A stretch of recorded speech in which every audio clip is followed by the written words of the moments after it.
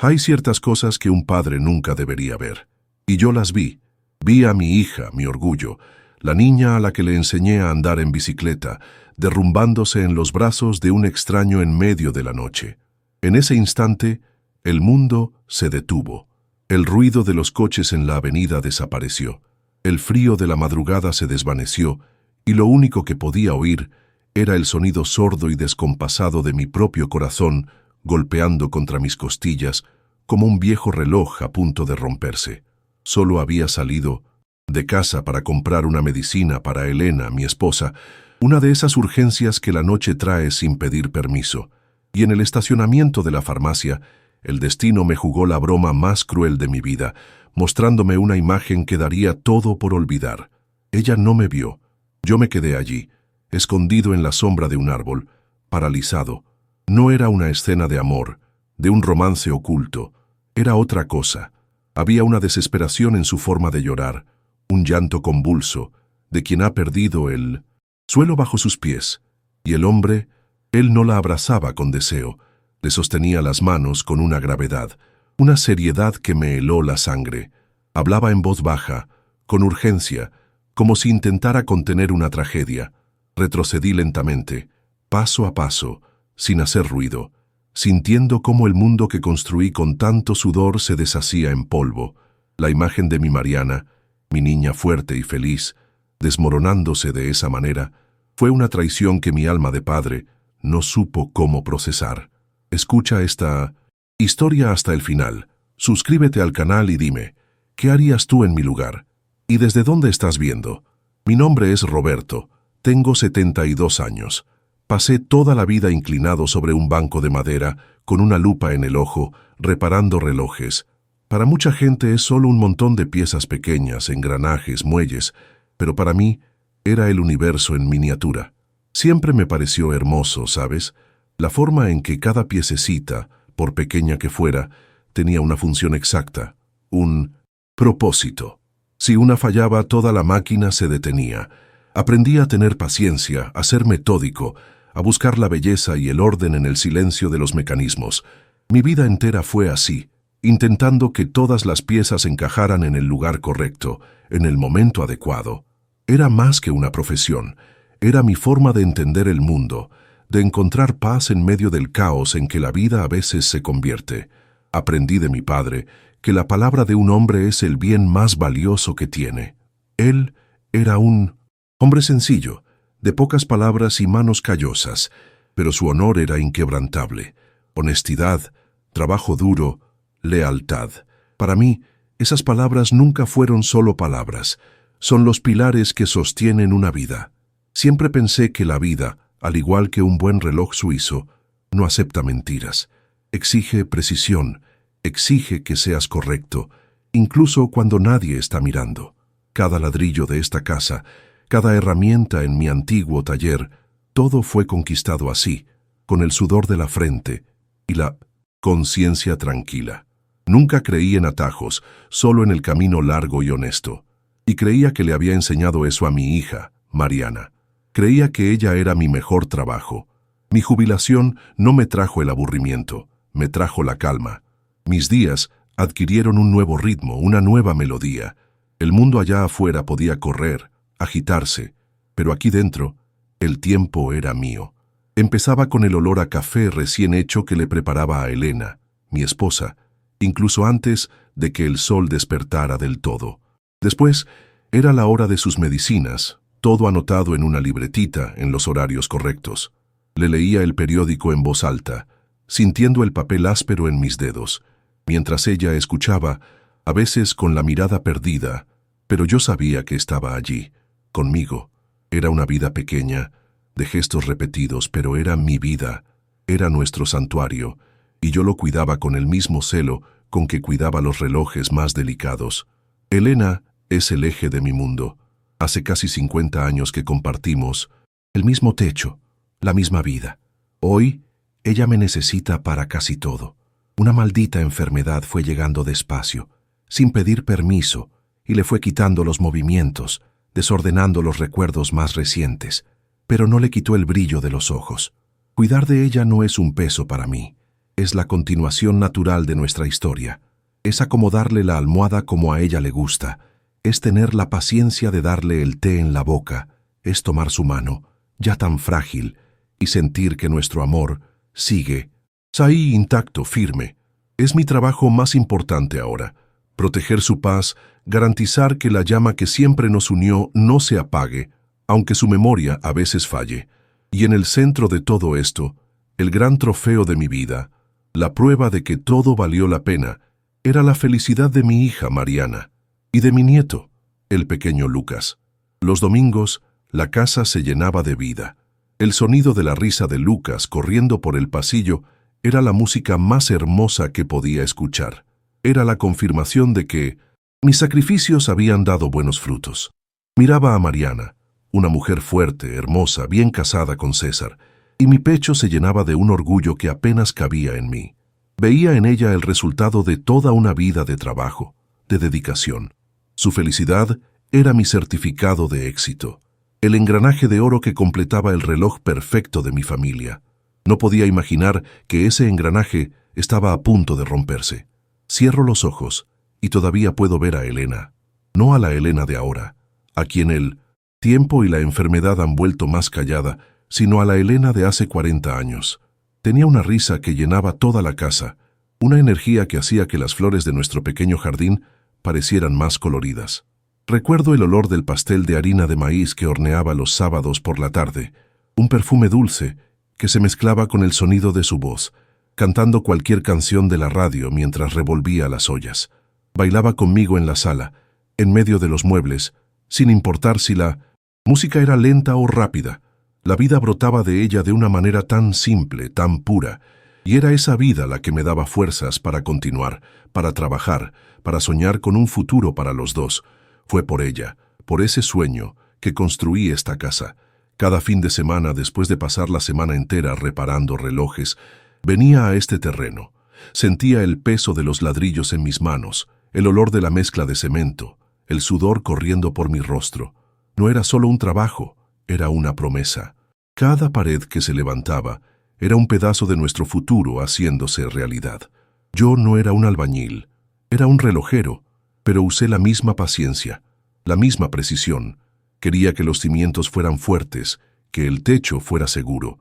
Estaba construyendo más que una casa, estaba construyendo nuestro nido, el lugar donde nuestra familia echaría raíces y florecería, protegida de cualquier tormenta. Y entonces llegó Mariana, y el silencio de la casa nueva fue llenado por el sonido más hermoso del mundo, el llanto de un bebé. Recuerdo el día que la tomé en mis brazos por primera vez, tan pequeña, tan frágil. Mis manos grandes y callosas parecían demasiado rústicas para sostener algo tan perfecto. En ese momento entendí mi propósito. Todas las horas extras, todo el cansancio, todo tenía sentido. La casa, que antes era solo ladrillo y cemento, finalmente había cobrado alma. Miraba esa carita y prometía en silencio que haría todo lo posible para que tuviera una buena vida, para que nunca le faltara nada, especialmente amor y seguridad. Mal sabía yo que la mayor amenaza a su seguridad vendría desde dentro de nuestra propia historia. Los mejores recuerdos que tengo son de ella pequeña, corriendo por estas habitaciones. Le encantaba mi taller en el fondo de la casa. Mientras Elena le pedía que no tocara nada, yo la dejaba tomar las herramientas que no representaban un peligro. La sentaba en mi regazo y le mostraba cómo se movían los engranajes de un despertador antiguo.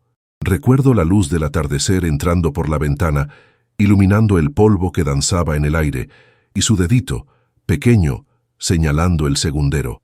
«Corre, papá», decía, con los ojos brillantes de curiosidad. Fue allí, en ese pequeño mundo de piezas y tiempo, donde le enseñé que todo en la vida tiene su propio ritmo, y que debemos respetar el movimiento de cada cosa. La conexión de ella con Elena era algo hermoso de ver. Eran más que madre e hija, eran amigas, cómplices. Yo llegaba del trabajo y las oía reír en la cocina, contándose secretos que solo les pertenecían a ellas. Mariana heredó de su madre la fuerza, la risa fácil, la capacidad de encontrar belleza en las cosas simples. Cuando la enfermedad de Elena comenzó a avanzar, fue Mariana nuestro pilar. Ella organizaba los médicos, investigaba sobre los tratamientos, pasaba noches en vela a nuestro lado. Yo veía en ella el reflejo de la mujer vibrante con la que me había casado, y eso me llenaba de un orgullo sereno. Para mí, ella era la prueba viviente de que el amor y la integridad de nuestra familia pasarían de generación en generación. Cuando trajo a César para presentárnoslo, vi que estaba feliz. Y la felicidad de mi hija siempre ha estado en primer lugar. César es un buen hombre, no puedo negarlo. Un empresario, siempre corriendo, hablando alto por teléfono sobre negocios y números. Ama a Mariana, cuida de ella, y eso me bastaba. Pero en el fondo, siempre sentí una distancia entre nosotros. Nuestros mundos eran diferentes. El mío era el del silencio, la paciencia, el trabajo manual. El suyo era el de la prisa, el dinero, lo material. A veces me parecía un poco arrogante, un poco demasiado ruidoso para mi gusto, pero veía la sonrisa en los ojos de mi hija y me guardaba mis impresiones. Era su elección y yo la respetaba. Y entonces vino Lucas. Ser abuelo es algo que te rejuvenece. Es como si la vida te diera una segunda oportunidad de vivir la dulzura de la infancia, pero sin el peso de la responsabilidad total. Lucas era la alegría de la casa, el ruido de sus cochecitos en el suelo de madera, la forma en que me pedía que le contara historias.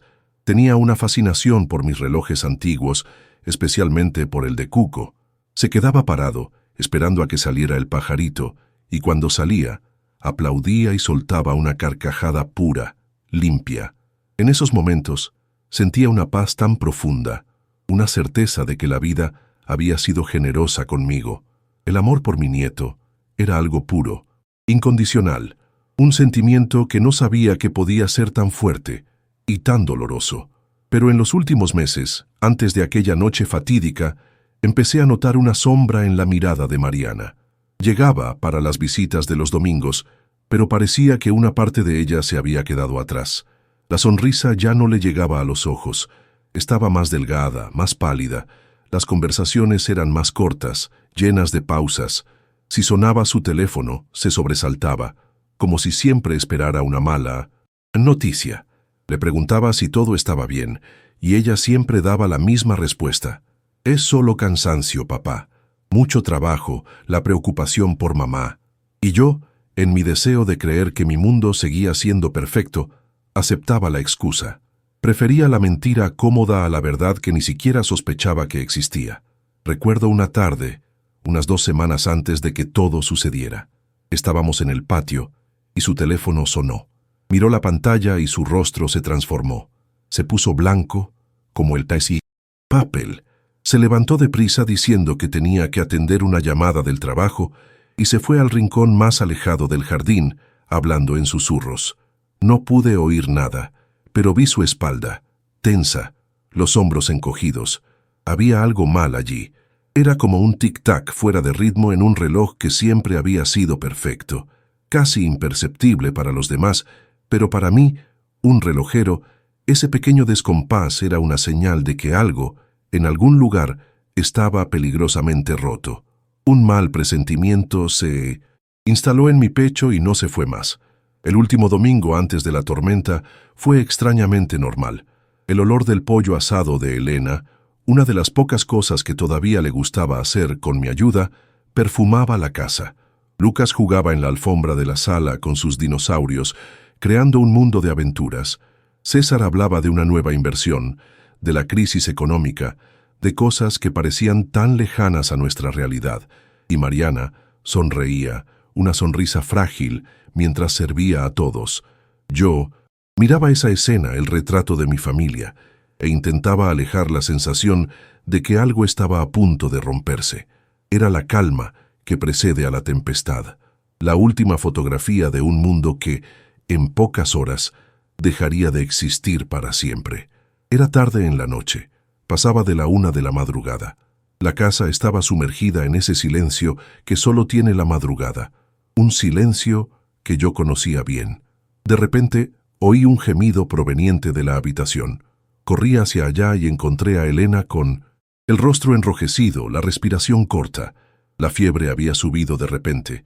Fui al botiquín con las manos ya temblorosas, buscando el antitérmico que el médico había recetado para estas crisis. Y la cajita estaba allí, pero vacía. Un escalofrío recorrió mi espina dorsal, no solo por la preocupación por ella, sino por mi fallo. Yo, el hombre de los horarios, de los detalles, me había olvidado de comprar uno nuevo. En ese momento, solo había una cosa que hacer: encontrar una farmacia abierta, sin importar dónde. Las calles de la ciudad estaban desiertas, bañadas por esa luz amarillenta y solitaria de los postes. Conducía en silencio, con el pie en el acelerador, pero mi mente estaba allá atrás, con Elena. Cada semáforo en rojo parecía una eternidad. La radio del coche estaba apagada. Lo único que oía era el sonido del motor y mi propia respiración, un poco más rápida de lo normal. Solo pensaba en llegar, comprar la bendita medicina y volver. Volver a la seguridad de mi casa, cerca de mi mujer. No imaginaba que en esa búsqueda de un alivio para su cuerpo encontraría el veneno que enfermaría mi alma. La farmacia 24 horas estaba al otro lado de la ciudad, en un barrio que apenas conocía. Aparqué el coche en el estacionamiento casi vacío.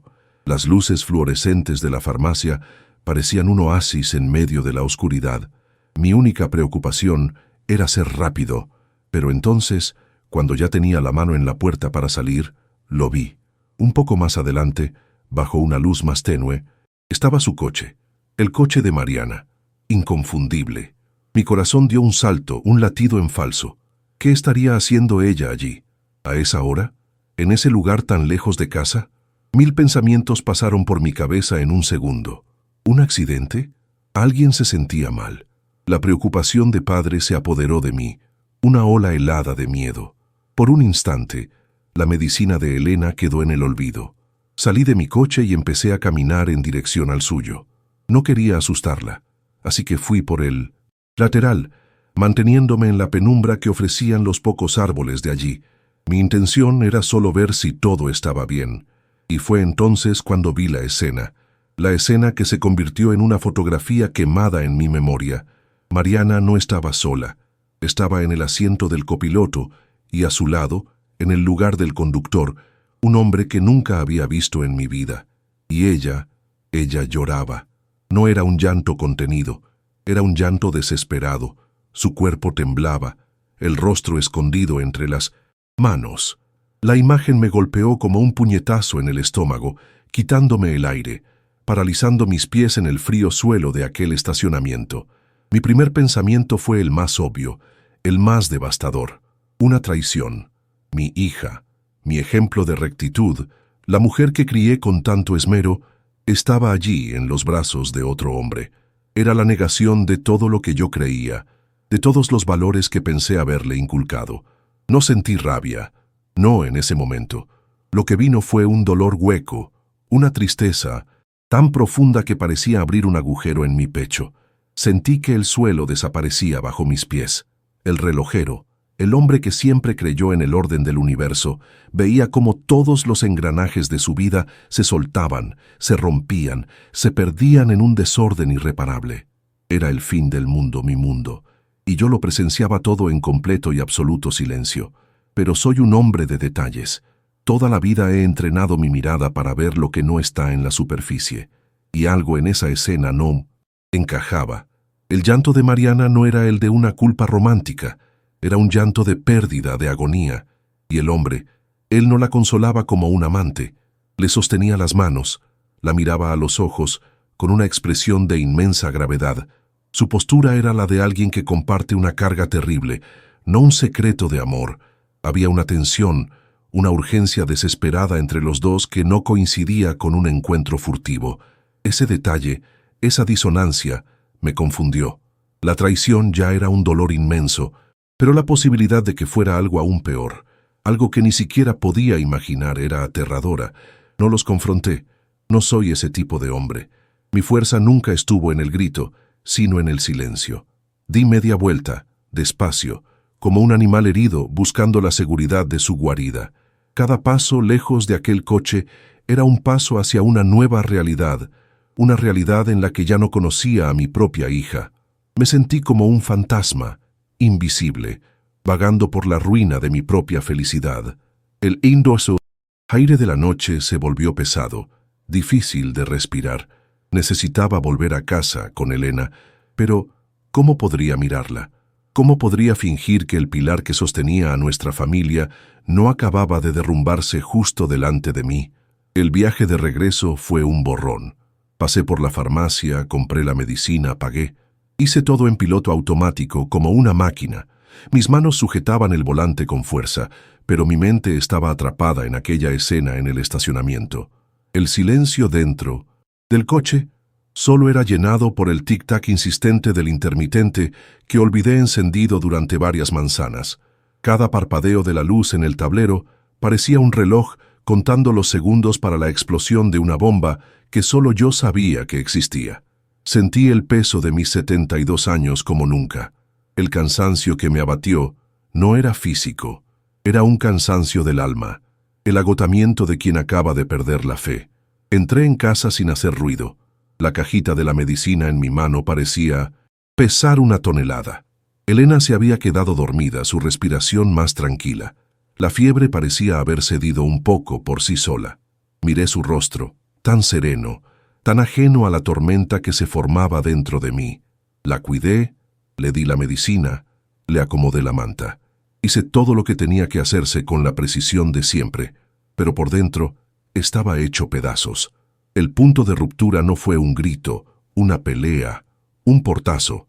Fue el silencio de un padre retirándose a las sombras, cargando solo, con el peso de una verdad que aún no comprendía, pero que ya había destruido la paz de su corazón. El sol salió como cualquier otro día, un hilo de luz dorada cortando el polvo de mi habitación, pero para mí era como si el mundo estuviera en blanco y negro. Me levanté e inicié la rutina de siempre, un refugio contra el caos que se había instalado en mi mente. Preparé el café, el olor familiar llenando la cocina, pero yo no sentía nada. Fui a ver a Elena, medí su temperatura, lo anoté en el cuaderno. Mis movimientos eran los de siempre, precisos, mecánicos, como los de uno de mis autómatas, pero por dentro estaba paralizado. El silencio de la casa, que antes era mi compañero, ahora me acusaba. Cada tic-tac de los relojes en la pared parecía preguntar, ¿y ahora, Roberto, qué vas a hacer? Elena se despertó sintiéndose mejor, con una sonrisa débil en los labios. Gracias por la medicina, mi viejo, siempre me cuidas, dijo, con la voz todavía un poco ronca. Yo solo asentí, incapaz de formular una frase completa. Forcé una sonrisa que no llegó a mis ojos. Ella me miró por un instante, con la afilada intuición que la enfermedad aún no le había robado. ¿Pasó algo? Estás muy callado. Fue solo una mala noche, mi amor. Preocupación, respondí. Y fue la primera vez que le mentí sobre algo realmente importante. La palabra salió con un sabor amargo, el sabor de la traición, y sentí el peso del primer ladrillo del muro que comenzaría a construir a su alrededor, a nuestro alrededor. Pasé toda la mañana en mi taller, pero no toqué ninguna herramienta. Solo me quedé sentado en mi banco de trabajo, el lugar que siempre fue mi santuario, pero que ahora parecía una celda. Esperaba. Esperaba una llamada, una visita, el momento de la confrontación. Con cada coche que pasaba por la calle, mi corazón se aceleraba. Ensayaba las palabras en mi cabeza, duras, justas. Quería respuestas. Quería entender cómo, por qué. Imaginaba su rostro, las excusas que daría, y me preparaba para el dolor de confirmar lo que mis ojos vieron. Los relojes a mi alrededor continuaban su trabajo implacable, marcando el paso de un tiempo que, para mí, se había congelado la noche anterior. Y ella vino. A media tarde, su coche se detuvo frente a la puerta, pero cuando la vi bajar todo mi discurso ensayado se deshizo. No parecía una adúltera disimulada, parecía un fantasma, el rostro pálido, los ojos hundidos y rodeados de ojeras moradas, el cuerpo delgado encogido dentro de la ropa. Caminó hacia la puerta del taller con pasos vacilantes, como si cada movimiento exigiera un esfuerzo sobrehumano. Su imagen, tan frágil, tan devastada, me golpeó de una forma que no esperaba. La rabia que pensé sentir dio paso a un nudo en la garganta. Esa no era mi hija fuerte. Era una mujer rota, Y el motivo, empecé a sentir, era mucho más oscuro de lo que imaginaba. Antes de que pudiera abrir la boca, antes de que cualquier acusación pudiera escapar de mis labios, fue ella quien habló. La voz salió baja, temblorosa, casi un susurro. Papá, vi tu coche anoche, en la farmacia. El mundo se detuvo por segunda vez en menos de 24 horas. Ella lo sabía, sabía que yo lo sabía. Y entonces vino la súplica, una petición que me rompió por dentro. Por el amor de Dios, papá, no le digas nada a nadie. A nadie. Escúchame primero, por favor. La desesperación en su voz era palpable, una navaja afilada. No era la petición de quien quiere ocultar un error, sino el grito de quien se está ahogando y necesita ayuda para no sucumbir. No dije una palabra, solo la miré fijamente. Mi cerebro de relojero, entrenado para encontrar la lógica, la pieza fuera de lugar, intentaba procesar esa nueva información. Su expresión, el tono de su voz, el miedo abrumador en sus ojos, nada de eso encajaba en la simple historia de una traición. Vi el sufrimiento genuino allí. Vi el peso de un secreto que la estaba aplastando por dentro. Dejé a un lado mi orgullo herido, mi dolor de padre, traicionado, y vi solo a mi niña necesitándome. Con un lento gesto de cabeza señalé la silla frente a mi banco de trabajo. Fue mi respuesta silenciosa, una invitación para que se desahogara, para que confiara en mí. Se sentó, con las manos temblando sobre su regazo, y comenzó a hablar. Las primeras palabras salieron atropelladas, confusas, como si no supiera por dónde empezar a desatar aquel nudo gigantesco. Y yo escuchaba, en silencio absoluto, mi rostro, una máscara de piedra, pero por dentro, cada palabra suya era como un pequeño engranaje moviéndose, cambiando todo el mecanismo de mi comprensión. Empecé a entender que el hombre en el coche, la escena en el estacionamiento, no eran el centro de la historia, eran solo la consecuencia de algo mucho más grande, mucho más profundo y doloroso. Un miedo frío comenzó a reemplazar mi tristeza, un miedo por lo que aún estaba a punto de descubrir. Mi perspectiva comenzó a cambiar. Entré en esa tarde sintiéndome la víctima, el hombre traicionado en su fe más sagrada, pero a medida que su voz llenaba el silencio del taller, me daba cuenta de que la verdadera víctima estaba allí, frente a mí. Empecé a entender el porqué de la palidez, de las malas noches, de la mirada distante. Ella no estaba huyendo de mí, estaba tratando de protegerme, de protegernos a todos. Mi sufrimiento, que horas antes parecía tan inmenso, comenzó a encogerse, a volverse pequeño ante la dimensión del dolor que ella cargaba sola. Ya no era el juez. Estaba siendo convocado para ser cómplice. Cómplice de un secreto que sentía que nos pondría a prueba de una forma que jamás podría haber previsto. En medio de su relato, cuando las lágrimas volvieron a correr por su rostro, me levanté. Fui hasta la puerta del taller y la cerré despacio, para que el sonido no llegara a la casa principal, para proteger los oídos de Elena de aquella tormenta. Después, fui a la pequeña despensa que tengo allí y llené un vaso con agua, poniéndolo en sus manos, temblorosas. No dije cálmate, no dije todo va a estar bien, solo hice lo que tenía que hacerse. Ese gesto simple, práctico, era mi forma de decir, estoy aquí, continúa, soportaré el peso contigo. En ese momento, dejé de reaccionar y comencé a actuar. Me estaba preparando, en silencio, para escuchar la verdad que lo cambiaría todo, para siempre. La historia que mi hija me contó en el taller no fue sobre traición, fue sobre algo infinitamente peor. Papá, comenzó con un hilo de voz, Lucas, nuestro Lucas está enfermo. La palabra enfermo sonó extraña, demasiado pequeña para el terror que vi en sus ojos. Me explicó, con términos médicos que sonaban como una lengua extranjera, que mi nieto, mi niño lleno de vida, tenía una forma rara y agresiva de leucemia, y que su única oportunidad, la única esperanza de cura, era un trasplante de médula ósea. El suelo de mi taller, el suelo sólido de hormigón que yo mismo hice, pareció abrirse bajo mis pies. El dolor de la supuesta traición de la noche anterior se evaporó. Era una vanidad, una tontería, ante aquel abismo real que se abría frente a nosotros. Y la historia se volvió aún más sombría. Me contó que, tan pronto como se enteraron, ella y César se hicieron las pruebas de compatibilidad, y que el resultado de César dio negativo. Él no podía salvar a su propio hijo. Y entonces me reveló el secreto más profundo, la base frágil sobre la que se había construido su felicidad. César era estéril. Lucas, mi nieto, era fruto de una inseminación artificial, hecha años atrás con el semen de un donante anónimo, un secreto guardado bajo 7 llaves para proteger el orgullo de su marido. El hombre en el coche no era un amante, era la única esperanza, el padre biológico, el único hombre en el mundo que compartía la misma sangre de mi nieto y que podría salvarlo. Cuando Mariana se fue, horas después, el taller parecía más pequeño, el aire más enrarecido. Yo no estaba recomenzando nada. Mi vida no había sido puesta a cero para un nuevo comienzo.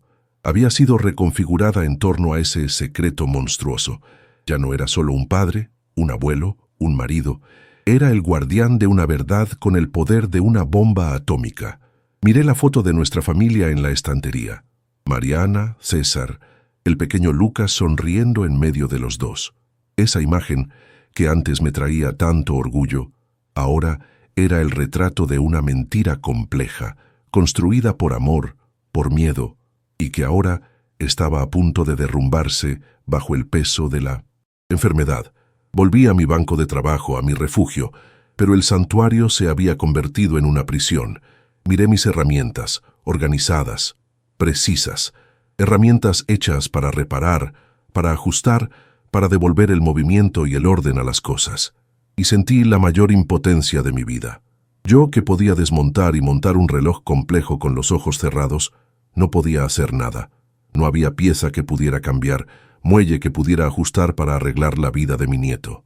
Mi habilidad, mi oficio de toda una vida era inútil. Ese mecanismo era el de la vida y la muerte, y yo era solo un testigo paralizado viendo el tiempo correr en nuestra contra. Cuidar de Elena se convirtió en mi acto de resistencia. Cada gesto, cada cuidado, adquirió un nuevo significado. Era mi forma de mantener una parte de nuestro mundo en orden, mientras la otra se desmoronaba. Cuando le leía el periódico, mi voz era tranquila, pero mis ojos veían las palabras sin leerlas realmente. Cuando la ayudaba a caminar por el jardín, sonreía, pero por dentro cargaba el peso de una angustia que me asfixiaba. La estaba protegiendo, manteniéndola en una burbuja de paz, pero esa protección me aislaba. Estaba a su lado, pero nunca me sentí tan solo. Cada momento de normalidad era una mentira, un teatro representado para proteger su frágil corazón. Ver a Lucas se convirtió en mi mayor alegría y mi mayor tormento. Cuando venía a abrazarme, con sus bracitos apretando mi cuello, sentía un amor que dolía, un amor mezclado con un miedo visceral. Lo miraba, corriendo, jugando, con sus mejillas rosadas, y la imagen de un reloj invisible aparecía en mi mente, con las manecillas moviéndose demasiado rápido. Le contaba historias, y en cada érase una vez, le pedía a Dios un vivieron felices para siempre, que ya no estaba seguro de que existiría. Su risa era la prueba de que la vida valía la pena, y al mismo tiempo, el recordatorio constante de lo que estábamos a punto de perder. Me convertí en el cómplice silencioso de mi hija. Nuestras conversaciones se volvieron raras y llenas de códigos. Un simple «¿Cómo está hoy?» por teléfono tenía 1000 significados. Veía la carga que ella llevaba, lidiar con la desesperación de una madre, la vacilación del donante y las mentiras al marido. Y yo no podía hacer nada más que ofrecer mi silencio, mi presencia callada. Mi sentido del honor, antes tan claro como el día, ahora era turbio. Le estaba mintiendo a César, el hombre que, a pesar de todo, era el padre que criaba a mi nieto. Le estaba mintiendo a Elena. Estaba viviendo una mentira para sostener la frágil esperanza de una verdad, la curación de Lucas. Las pequeñas cosas que me daban placer perdieron su color. El desayuno sabía a cenizas. Las noticias del mundo parecían insignificantes. Dejé de ir a la plaza los domingos, dejé de hablar con los vecinos sobre el tiempo. Mi mundo se encogió. No era más grande que la distancia entre mi casa, la casa de mi hija y el hospital donde Lucas comenzaba a pasar cada vez más tiempo. Ya no era el señor Roberto, el relojero jubilado, era el abuelo de un niño enfermo, el depositario de un secreto, y esa identidad consumió todas las demás, dejándome hueco, enfocado en una sola cosa. Mi recomienzo no fue un recomienzo, fue un estancamiento doloroso, una vida en suspenso, al compás de la espera de noticias. Cada día era una repetición del anterior, una rutina de cuidados con Elena y de una preocupación silenciosa y constante por Lucas y Mariana. Me sentía como una de mis herramientas antiguas abandonada en un cajón. Todavía tenía mi fuerza, mi valor, pero estaba allí, paralizado, esperando el momento en que la crisis, que por ahora era un secreto susurrado, finalmente explotara y se llevara todo, o a todos nosotros, por los aires.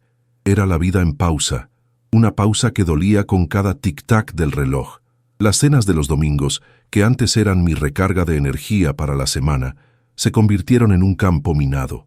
La alegría dio paso a una tensión casi palpable, que dejaba la comida sin sabor y las conversaciones vacías. Me sentaba a la cabecera de la mesa, como siempre hice, pero ahora era un espectador de una pieza trágica.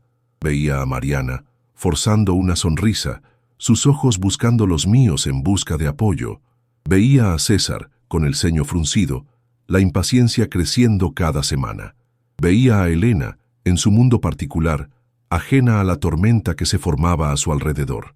Y veía a Lucas, a veces más callado, sin entender por qué la mesa de los adultos estaba tan silenciosa.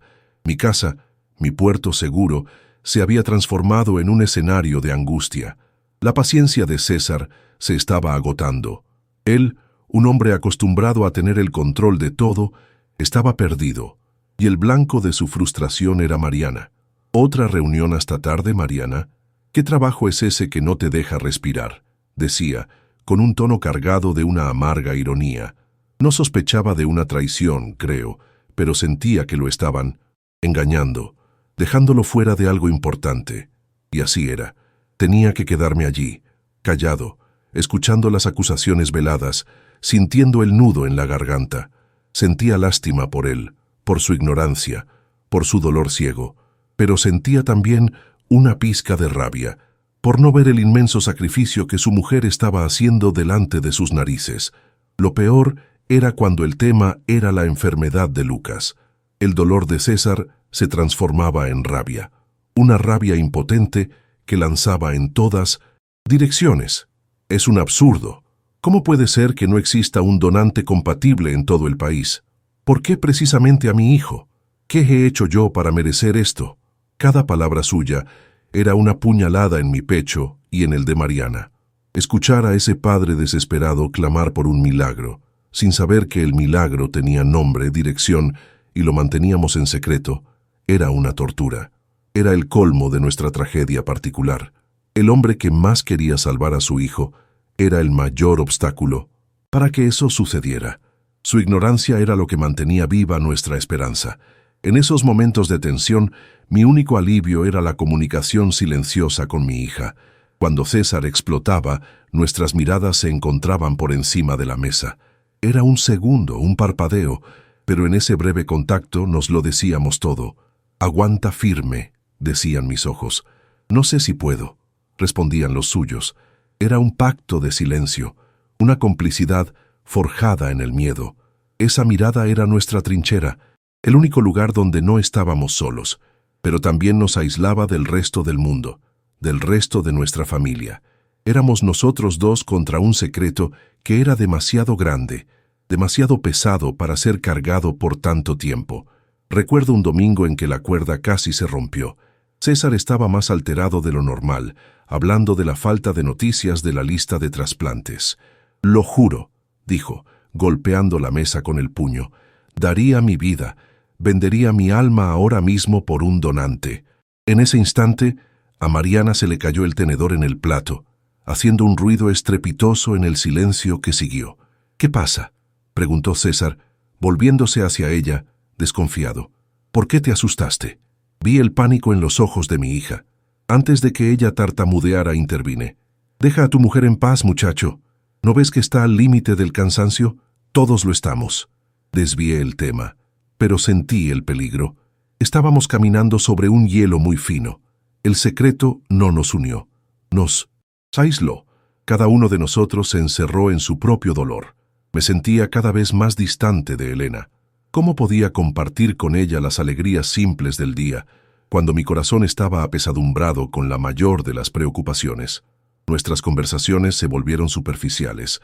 Sentía un muro invisible creciendo entre César y yo. Lo veía sufrir, y no podía ofrecerle una palabra de verdadero consuelo, solo frases hechas que sonaban falsas incluso para mí. La familia que me enorgullecía haber construido se estaba fragmentando, convirtiéndose en un archipiélago de islas de sufrimiento, cada uno de nosotros a solas con su propia tormenta. Y en el centro de todo, yo, el cómplice, el ingeniero del silencio. Mi reacción silenciosa a aquel descubrimiento en el estacionamiento había evolucionado hacia una acción silenciosa y constante. Ya no era solo el padre que guardaba el secreto de su hija, era un actor en este drama, con un papel activo de despistar, calmar, mentir con los ojos, con los gestos. Miraba los rostros en esa mesa y me sentía un impostor en mi propia casa. La tensión no venía de fuera, nacía allí, en el corazón de nuestra familia, y regresaba en cada encuentro, más fuerte, más peligrosa, empujándonos lentamente al borde del precipicio. Y no sabía si, cuando cayéramos, alguien lograría salvarse. La calma, por frágil que fuera, terminó con una llamada telefónica. Era Mariana, con la voz quebrada por el llanto al otro lado de la línea. El intermediario que hablaba con el donante había dado un ultimátum. El tiempo se estaba acabando. El estado de Lucas exigía una acción rápida, y el donante tenía miedo. Miedo de ser expuesto, miedo de que su propia familia descubriera la verdad, miedo de las implicaciones legales. Estaba dudando, echándose para atrás. Cada día de su cobardía era un día menos para mi nieto. La noticia me golpeó con la fuerza de un martillazo. El tiempo de la espera, de la parálisis, había terminado. El reloj estaba en la cuenta regresiva final, y había que tomar una decisión. Ahora, pasé el resto del día en mi taller, mi confesionario silencioso. Por primera vez, no me sentía perdido. Me sentía ante una elección, clara y terrible como la hoja de un cuchillo. Por un lado, mi promesa, mantener el silencio como le juré a mi hija, proteger la frágil arquitectura de su familia, ahorrarle a César la humillación, el dolor de saber que no era el padre biológico y que fue engañado durante años. Pero ese camino era una apuesta a la valentía de un extraño, un camino que podría llevar a la muerte de Lucas. Por el otro lado, la verdad, romper mi promesa, buscar a César, o quizás al propio donante, y forzar una solución, salvar la vida de mi nieto, pero a costa de una explosión que destruiría todo a su alrededor. Y entonces se me ocurrió una tercera vía, un camino solitario y peligroso. ¿Y si yo iba a buscarlo? ¿Y si yo, Roberto, un relojero jubilado de 72 años, iba a hablar con ese hombre? No para amenazar, no para acusar, sino para conversar, de padre a padre, o mejor, de abuelo a padre, intentar apelar a la decencia, a la humanidad que tiene que existir en algún lugar dentro de él.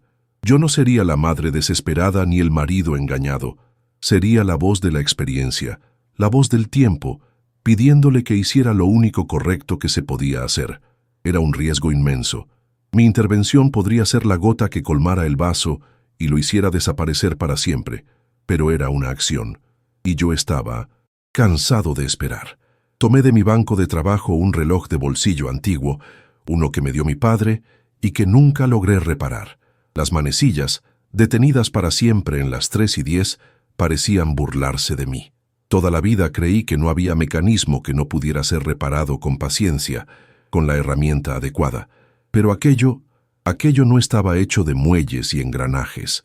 Estaba hecho de miedo, de orgullo, de mentiras y de un amor desesperado. Y entendí, mirando ese objeto, inerte, que no existía una reparación perfecta para esta situación. Cualquier movimiento que hiciera, cualquier pieza que tocara, rompería otra cosa. La elección No era entre lo correcto y lo incorrecto. Era entre dos dolores diferentes. Esa noche fui al hospital. El olor a desinfectante, los pitidos rítmicos de las máquinas, todo aquello formaba la banda sonora de nuestra nueva realidad. Lucas dormía, acurrucado en la cama que parecía demasiado grande para él, la piel pálida, la respiración un poco más ligera de lo normal. Me senté a su lado y tomé su pequeña mano. El calor de su manita en la mía era la cosa más real, más sólida que había sentido en meses. En ese contacto, todos los dilemas, todas las mentiras, todas las promesas se volvieron secundarias. El amor que sentía allí, puro, absoluto, era como una luz fuerte que finalmente cortaba la niebla de mi confusión. Era la única verdad que importaba. Allí, sentado a su lado, finalmente entendí el peso del tiempo. No el tiempo que marcan mis relojes, un tiempo igual, constante, predecible, sino el tiempo de la vida, el tiempo que se agota. Cada pitido de esa máquina era un segundo menos, un grano de arena cayendo en el reloj de arena, la promesa que le hice a Mariana, el orgullo herido de César, el miedo de ese hombre desconocido, todo parecía tan pequeño, tan insignificante, junto a la urgencia de mantener latiendo ese corazoncito. Mi lealtad no podía ser a una promesa hecha en la desesperación, tenía que ser a él, a su vida. La elección, antes tan gris, se volvió dolorosamente clara. Me levanté, el cuerpo viejo doliéndome con el peso de la decisión. Miré una última vez a mi nieto, el rostro sereno en su sueño, y una extraña paz se apoderó de mí, la paz de quien sabe lo que tiene que hacer, por más terrible que sea el costo. Caminé por el pasillo silencioso del hospital, mis pasos resonando como los de un hombre marchando a la batalla. Metí la mano en el bolsillo del abrigo y mis dedos se cerraron en torno a un pequeño trozo de papel arrugado. La dirección que Mariana en un momento de debilidad me había dejado ver. No iba a esperar más. El tiempo de los relojes detenidos había terminado. Ahora era mi hora de actuar. Dicen que el silencio es oro, pero a veces el silencio es el sonido de un tiempo que se agota, de una vida que se desvanece. El verdadero amor de un padre, de un abuelo, empecé a entenderlo allí. No se mide por las verdades que enseñamos, ni por las promesas que cumplimos. Se mide por el peso de los secretos que somos capaces de cargar y, sobre todo, por la valentía de saber el momento exacto de romperlos. ¿Esta historia también tuvo sentido para ti? Cuéntame. En aquel pasillo de hospital, entendí que el valor de un hombre no está en el orden que construye, sino en su disposición a sumergirse en el caos cuando la vida de quien ama está en juego. Pasamos la vida entera levantando muros para proteger a la familia, con el cemento del amor y del sacrificio. Pero ¿qué hacer cuando descubres que la única manera de salvar a quien está adentro es tomar un mazo y derribarlo todo? Si te pasara a ti, ¿habrías perdonado la mentira de tu hija para proteger su matrimonio? ¿O habrías roto la promesa para salvar a tu nieto?